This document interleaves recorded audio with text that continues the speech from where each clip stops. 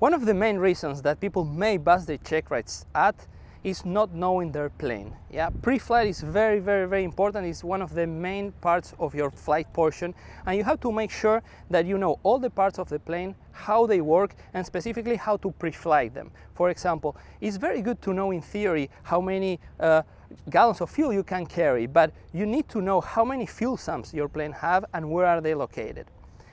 For example, other things that are very useful to know that you might get asked by your DPE is, for example, what's the tire pressure? It is very important to know what's the minimum amount of fuel and minimum amount of oil that you're going to carry for that specific flight. Either if you're simulating a cross-country flight interception or it's just a local flight where you leave those things behind, that's a very important part of the pre-flight. A very important thing to know as well is how many static wicks your plane has and what's the purpose of these static wicks. In other words, how many there should be present before our flight, how many could be missing, and most important, what is the purpose of these static wicks, which is pretty much discharge the static that the plane gets when we're flying through the air. Another underlooked part of the pre-flight is the aileron hinges. We gotta make sure that the pin is locked inside and is not movable, because that's the thing that holds our ailerons.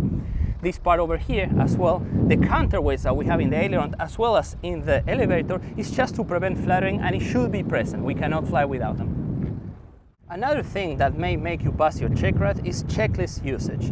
Sometimes we're very used to pre-fly our plane in a very procedural way. Okay, in my case, I know this plane very much, but I still carry with me most of the times a checklist. Could be a digital checklist, could be a paper checklist. I actually have one on my iPad, one on my phone, and another one in my backpack in case worst thing happens, I lose battery on both my iPad and my phone.